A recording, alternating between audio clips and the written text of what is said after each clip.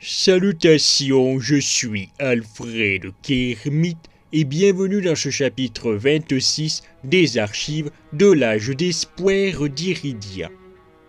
Cachou Lunadel avait tenté de faire apparaître sa porte, mais cette dernière avait été tout simplement impossible à ouvrir. Ce faisant, la jeune femme était partie se balader dans le château, où elle avait fini par tomber sur une immense bibliothèque où s'était trouvé un certain Staffern Barnes, qui ressemblait drôlement à son homologue du monde des vivants.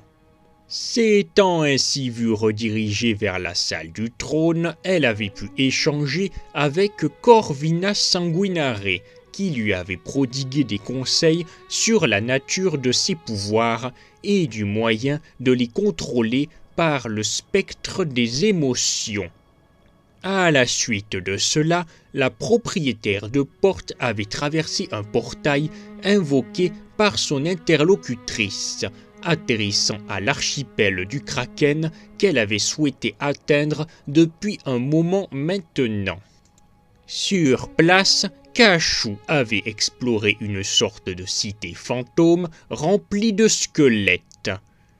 Prise d'une intuition subite, elle avait attendu la nuit tombée pour découvrir que l'endroit avait commencé à prendre vie.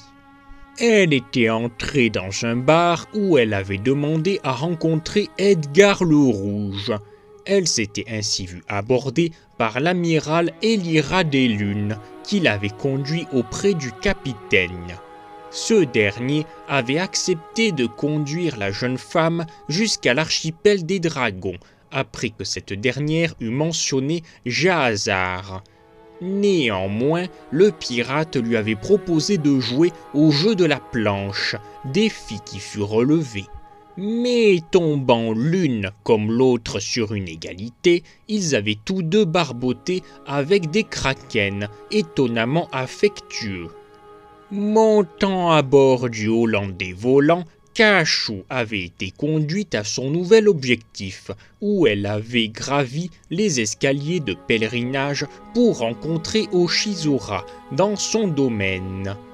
Retournant rapidement au monastère, la propriétaire de porte y avait retrouvé une Élisabeth morte d'inquiétude, lui ayant confié qu'elle avait été absente 2 mois durant. Lorsqu'elle avait été informée de la terrible vérité, comme quoi sa rage incendiaire aux gants rouges avait coûté la vie à Alfred von Kermit, Cachou avait fui le monastère au moyen de sa porte, s'effondrant en larmes en s'en voulant terriblement.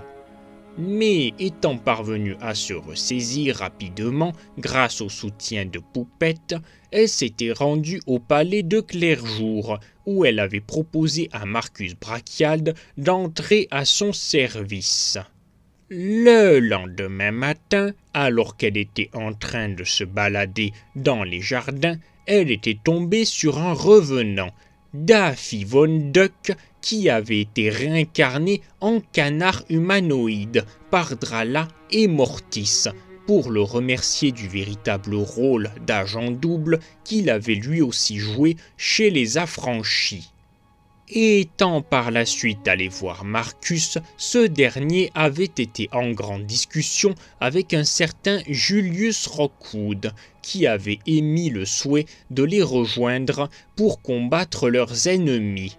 Au départ méfiante, Cachou avait fini par accepter de lui accorder sa confiance, le prenant comme associé au sein même de sa porte. Par la suite, il s'était rendu aux Gants Rouges, où Cachou avait renoué avec Shaun et Julia, qui lui avaient pardonné pour ce qui s'était passé. Dans la foulée, il s'était dirigé vers un avant-poste de stockage des Affranchis, sous la ville, ayant été indiqué par Julius plus tôt. Sur place, Cachou y avait retrouvé encore une fois Jean-Jean d'Otmahad, qui avait sécurisé un bréviaire instable pour le remettre à la propriétaire de porte avant de partir. Après avoir amené Shaun et Julia À l'hôtel, Kachu avait amené Julius au monastère où il y avait aidé Oshizora à guérir Luna d'une sorte de maladie qu'elle s'était traînée depuis bien longtemps maintenant. Au lendemain matin, Kachu était revenu seul au Gant Rouge pour passer un moment de tendresse avec Shaun et Julia. Une nuit, la jeune femme s'était rendue compte que le nouveau propriétaire de l'hôtel avait fait des cauchemars à cause d'une sombre entité nommée Charybde. Mais heureusement, ces terreurs nocturnes s'étaient calmées grâce à la présence de la propriétaire de Porte. Ainsi se conclut ce 26e chapitre des archives de l'âge d'espoir d'Iridia. Merci à vous d'avoir écouté et regardé. À très bientôt. C'était Alfred Kermit. À vous les studios. Pow!